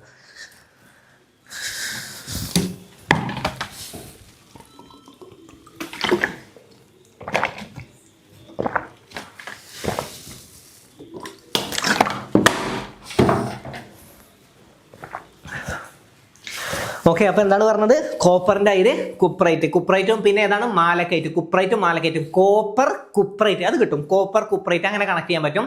മാലക്കൈറ്റ് ഇങ്ങനെ ആലോചിച്ചാൽ മതി, കോപ്പറിന്റെ മാല എന്ന് ആലോചിച്ചാൽ മതി, കോപ്പറിന്റെ മാല. പിന്നെ സിങ്കിന്റെ അയിരാണ് കലാമിൻ, സിങ്കിന്റെ അയിരാണ് കലാമിൻ. അപ്പൊ സിങ്കിൽ ഇട്ടിട്ട് കലം കഴുകുന്ന ആലോചിച്ചാൽ മതി, നമ്മൾ സിങ്കിൽ ഇട്ടിട്ട് കലം കഴുകുന്നു, അപ്പൊ സിങ്കിന്റെ അയിര് കലാമിൻ. അങ്ങനെ ഓരോന്നും ഓർത്തു വെച്ചാൽ. പിന്നെ മെർക്കുറിയുടെ അയിരാണ് സിന്നബാർ, മെർക്കുറിയുടെ അയിരാണ് സിന്നബാർ. അങ്ങനെ കണക്ട് ചെയ്തോ, സിന്നത് ചെറുത് അല്ലെ, ചെറുത്. എന്താണ് സൗരയൂഥത്തിലെ ഏറ്റവും ചെറിയ ഗ്രഹമാണ് മെർക്കുറി, അപ്പൊ സിന്നത് അങ്ങനെ കണക്ട് ചെയ്തു വെച്ചോട്ടോ.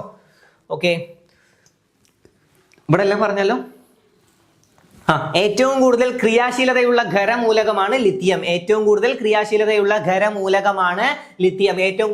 ഏറ്റവും ഭാരം കുറഞ്ഞ ലോഹമാണ് ലിഥിയം, മെഴുകിൽ പൊതിഞ്ഞു സൂക്ഷിക്കുന്ന ലോഹമാണ് ലിഥിയം. ലിഥിയത്തിന്റെ അയിരുകളാണ് പെറ്റലൈറ്റ് ആൻഡ് ലിപ്പിഡോലൈറ്റ്. പിന്നെ ഏറ്റവും കൂടുതൽ ക്രിയാശീലതയുള്ള ഖരമൂലകമാണ് ലിഥിയം. അടുത്തത് ബംഗാൾ വിഭജനം. ബംഗാൾ വിഭജനം നടത്തിയ ബ്രിട്ടീഷ് വൈസ്രോയ് ആരാണ്? കഴ്സൺ പ്രഭുവാണ് കേട്ടോ. ബംഗാൾ വിഭജനം നടത്തിയത് കഴ്സൺ പ്രഭുവാണ്. എപ്പോഴാണ് ബംഗാൾ വിഭജനം നടന്നത്? 1905 കേട്ടോ. 1905 ബംഗാൾ വിഭജനം നടക്കുന്നത്. ബംഗാൾ വിഭജനം നടന്നത് 1905. ബംഗാൾ വിഭജനം നടത്തിയത് ആരാണ്? കഴ്സൺ പ്രഭു. കഴ്സൺ പ്രഭു ആണ് ബംഗാൾ വിഭജനം നടത്തിയത്. ബംഗാൾ വിഭജനം നടത്തിയത് ആരാണ്? കഴ്സൺ പ്രഭു. എന്ന ചോദ്യം വരും. ബംഗാൾ വിഭജനം നിർത്തലാക്കിയത്, അപ്പൊ വേഗം പോയിട്ട് കഴ്സൺ പ്രഭു എന്ന് കറുപ്പിക്കരുത്. ബംഗാൾ വിഭജനം നടത്തിയത് കഴ്സൺ പ്രഭു ആണ് എങ്കിൽ നിർത്തലാക്കിയത് ഹാർഡിഞ്ച് പ്രഭു ആണ്. അത് 1911 നിർത്തലാക്കിയത്. 1911 ലോർഡ് ഹാർഡിഞ്ച് ആണ് കേട്ടോ. ഹാർഡിഞ്ച് പ്രഭുവാണ് ബംഗാൾ വിഭജനം നിർത്തലാക്കിയത്. അതുപോലെ തന്നെ ചോദ്യം വരുന്ന ഒന്നാണ് ദത്തവകാശ നിരോധന നിയമം നടപ്പിലാക്കിയത്. ആളെന്തോടെ? അതാ ഡൽഹൌസി പ്രഭു. ഓക്കെ, ദത്തവകാശ നിരോധന നിയമം നടപ്പിലാക്കിയത് ഡൽഹൌസി പ്രഭു. നിർത്തലാക്കിയ ആൾ ഇവിടെ അല്ല, ആരാണ്? കാനിങ് പ്രഭു ആണ് കേട്ടോ, കാനിങ് പ്രഭു. അപ്പൊ ദത്തവകാശ നിരോധന നിയമം നടപ്പിലാക്കിയത് ആരാണ്? ഡൽഹൌസി പ്രഭു. ഇന്ത്യൻ റെയിൽവേയുടെ പിതാവ് എന്നൊക്കെ അറിയപ്പെടുന്നത് ആരാണ്? ഡൽഹൌസി പ്രഭു ആണ്. ഇന്ത്യൻ റെയിൽവേയുടെ പിതാവ് എന്നറിയപ്പെടുന്നത് ആരാണ്? ഡൽഹൌസി പ്രഭു. ഇന്ത്യൻ റെയിൽവേയുടെ പിതാവ് എന്നറിയപ്പെടുന്നത് ആരാണ്? ഡൽഹൌസി പ്രഭു ആണ്. ഡൽഹൌസി പ്രഭു ആണ് ഇന്ത്യൻ റെയിൽവേയുടെ പിതാവ്. അപ്പൊ ഇത് കിട്ടിയല്ലോ. ദത്തവകാശ നിരോധന നിയമം നടപ്പിലാക്കിയത് ആരാണ്? അത് ഡൽഹൌസി പ്രഭു ആണ്. നിർത്തലാക്കിയത് കാനിങ് പ്രഭു ആണ്. പിന്നെ ഇവിടെ ബംഗാൾ വിഭജനം നടപ്പിലാക്കിയത് കഴ്സൺ പ്രഭു ആണ്. ബംഗാൾ വിഭജനം നടപ്പിലാക്കിയത് കഴ്സൺ പ്രഭു, അത് നിർത്തലാക്കിയത് ഹാർഡിഞ്ച് പ്രഭു. ഓക്കെ, പിന്നെ ഈ ഡൽഹൌസി പ്രഭു നമ്മൾ പഠിച്ചു. ഇന്ത്യൻ റെയിൽവേയുടെ പിതാവ് എന്നറിയപ്പെടുന്നത് ആരും ചോദ്യം വന്ന ഡൽഹൌസി പ്രഭു ആണ്. ഡൽഹൌസി പ്രഭു. എപ്പോഴാണ് ഇന്ത്യൻ റെയിൽവേ നിലവിൽ വന്നത്?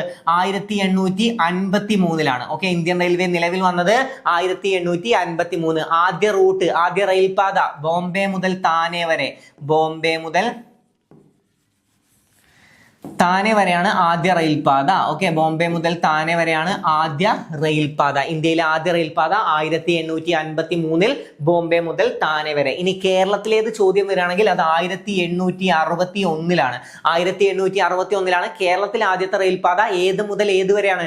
ബേപ്പൂർ മുതൽ തിരൂര് വരെയാണ് അല്ലെ. ബേപ്പൂർ മുതൽ തിരൂര് വരെയാണ് കേരളത്തിൽ ആദ്യത്തെ റെയിൽപാത. ബേപ്പൂർ മുതൽ തിരൂര് വരെ, ബേപ്പൂർ മുതൽ തിരൂര് വരെയാണ് കേരളത്തിലെ ആദ്യത്തെ റെയിൽപാത. എപ്പോഴാണ്? 1861 53 ഇന്ത്യയിൽ എന്നുള്ളതും പഠിച്ചു വെക്കുക. ഓക്കെ, അപ്പൊ ഡൽഹൌസി പ്രഭു, കഴ്സൺ പ്രഭു ഒക്കെ കിട്ടി.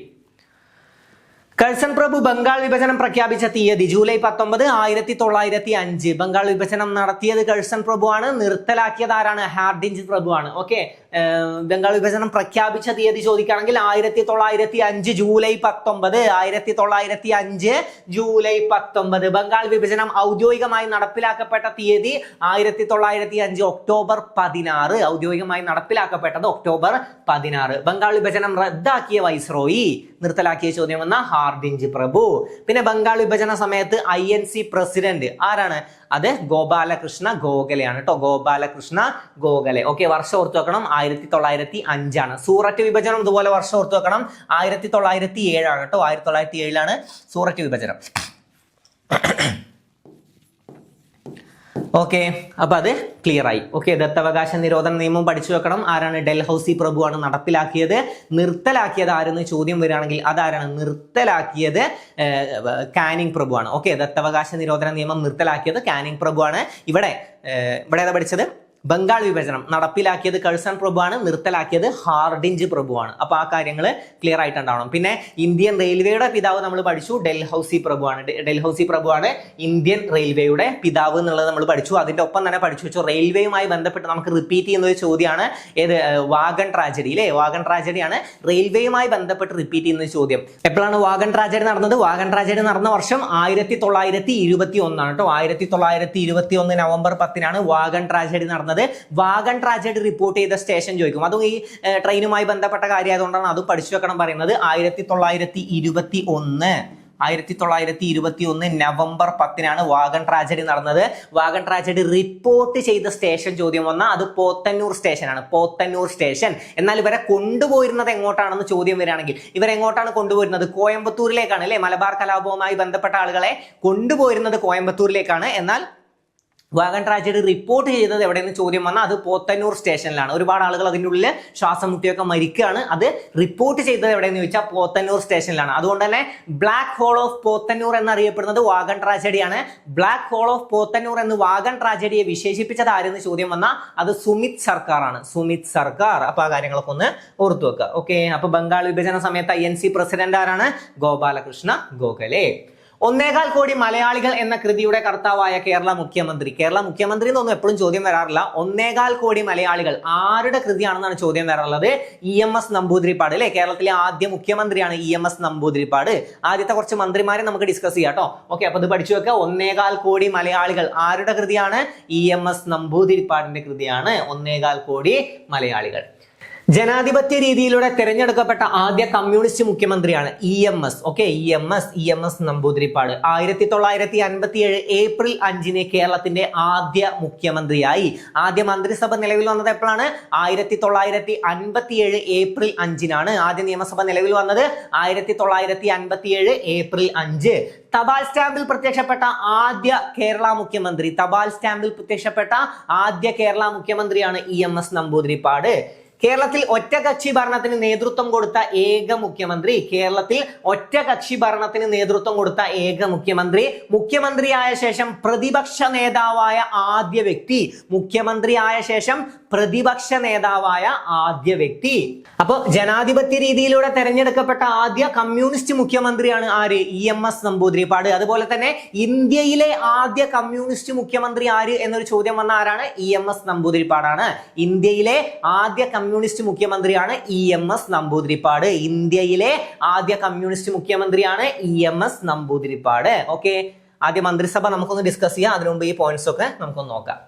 പൊതു തിരഞ്ഞെടുപ്പിലൂടെ ഏഷ്യയിൽ ആദ്യമായി അധികാരത്തിലെത്തിയ കമ്മ്യൂണിസ്റ്റ് മന്ത്രിസഭയ്ക്ക് നേതൃത്വം നൽകിയ വ്യക്തി. പൊതു തിരഞ്ഞെടുപ്പിലൂടെ ഏഷ്യയിൽ ആദ്യമായി അധികാരത്തിലെത്തിയ കമ്മ്യൂണിസ്റ്റ് മന്ത്രിസഭയ്ക്ക് നേതൃത്വം നൽകിയ വ്യക്തിയാണ് ആര്? EMS നമ്പൂതിരിപ്പാട്. EMS നമ്പൂതിരിപ്പാട്. ഒരേ നിയമസഭയിൽ മുഖ്യമന്ത്രി സ്ഥാനവും പ്രതിപക്ഷ നേതാവ് സ്ഥാനവും വഹിച്ച ആദ്യ കേരളീയൻ. ഒരേ നിയമസഭയിൽ മുഖ്യമന്ത്രി സ്ഥാനവും പ്രതിപക്ഷ നേതാവ് സ്ഥാനവും വഹിച്ച ആദ്യ കേരളീയനാണ് ആര്? EMS നമ്പൂതിരിപ്പാട്. ഭരണഘടനയുടെ 356 വകുപ്പ് പ്രകാരം ഇന്ത്യയിൽ ആദ്യമായി അധികാരം നഷ്ടപ്പെട്ട മുഖ്യമന്ത്രി. ഇമ്പോർട്ടന്റ് ആണ്, റാങ്ക് മേക്കിംഗ് ആണ്. ഭരണഘടനയുടെ 356 വകുപ്പ് പ്രകാരം ഇന്ത്യയിൽ ആദ്യമായി അധികാരം നഷ്ടപ്പെട്ട മുഖ്യമന്ത്രിയാണ് ആര്? EMS നമ്പൂതിരിപ്പാട്. അപ്പൊ നമുക്ക് ആദ്യത്തെ മന്ത്രിസഭ ഒന്ന് ഡിസ്കസ് ചെയ്യാം. ആദ്യ മന്ത്രിസഭ, ആദ്യ മുഖ്യമന്ത്രി. കേരളത്തിലെ ആദ്യ മുഖ്യമന്ത്രി നമ്മൾ പഠിച്ചു. ആരാണ്? EMS നമ്പൂതിരിപ്പാട്. കേരളത്തിലെ ആദ്യ മുഖ്യമന്ത്രി. അപ്പൊ ആദ്യ മന്ത്രിസഭയിൽ അല്ലെങ്കിൽ കേരളത്തിലെ ആദ്യ മുഖ്യമന്ത്രി ആരെന്ന് ചോദ്യം വന്നാൽ നമുക്ക് കിട്ടും. അത് EMS നമ്പൂതിരിപ്പാടാണ്. ഇനി അടുത്തത് ഏറ്റവും കൂടുതൽ റിപ്പീറ്റ് ചെയ്യുന്ന ചോദ്യമാണ് കേരളത്തിലെ ആദ്യ വിദ്യാഭ്യാസ മന്ത്രി. കേരളത്തിലെ ആദ്യ വിദ്യാഭ്യാസ മന്ത്രി ആരെന്ന് ചോദ്യം വന്ന ആരാണ്? ജോസഫ് മുണ്ടശ്ശേരിയാണ് അല്ലെ. ജോസഫ് മുണ്ടശ്ശേരിയാണ് കേരളത്തിലെ ആദ്യ വിദ്യാഭ്യാസ മന്ത്രി. ഓക്കെ. ആദ്യ വിദ്യാഭ്യാസ മന്ത്രി ആരാണ്? ജോസഫ് മുണ്ടശ്ശേരി. ആരോഗ്യം ആരാണ്? AR മേനോൻ ആണ് അല്ലെ. ഡോക്ടർ AR മേനോൻ ആണ് ആരോഗ്യം. ആരോഗ്യമന്ത്രി ആരാണ്? Doctor AR Menon. ഓക്കെ. തദ്ദേശ സ്വയംഭരണം ആരാണ്? PK Chathan master. തദ്ദേശ സ്വയംഭരണം PK ചാത്തൻ മാസ്റ്റർ. പിന്നെ ഏറ്റവും കൂടുതൽ റിപ്പീറ്റ് ചെയ്യുന്ന ഒരു ചോദ്യമുണ്ട്. കേരളത്തിലെ ആദ്യ മന്ത്രിസഭയിലെ ഏക വനിത ആരാണ്? ഏക വനിത ആരാണ്? KR ഗൗരിയമ്മയാണ് അല്ലെ. KR ഗൗരിയമ്മ. ഏതാണ് കൈകാര്യം ചെയ്തത്? റവന്യൂ എക്സൈസ് അല്ലെ. റവന്യൂ എക്സൈസ് എന്നീ വകുപ്പുകളാണ് കൈകാര്യം ചെയ്യുന്നത്. പിന്നെ തൊഴിൽ ഗതാഗതം ആരാണ്? TV Thomas. തൊഴിൽ ഗതാഗതം TV തോമസ് ആണ് കൈകാര്യം ചെയ്തത്. അത്രയും കാര്യങ്ങളൊക്കെ ഒന്ന് ഓർത്തു വെക്കാം കേട്ടോ. തൊഴിൽ ഗതാഗതം TV തോമസ്. ഓക്കെ, പിന്നെ അതുപോലെ തന്നെ വൈദ്യുതി ആരാണ്? VR കൃഷ്ണയ്യർ ആണ് അല്ലെ? VR കൃഷ്ണയ്യർ ആണ് വൈദ്യുതി കൈകാര്യം ചെയ്തത്. VR കൃഷ്ണയ്യർ ആണ് വൈദ്യുതി കൈകാര്യം ചെയ്തത്. ആദ്യ വൈദ്യുത മന്ത്രിയാണ് VR കൃഷ്ണയ്യർ. ഓക്കെ, അപ്പൊ അങ്ങനത്തെ പ്രധാനപ്പെട്ടതൊക്കെ എന്തായാലും അറിഞ്ഞു വെക്കുക.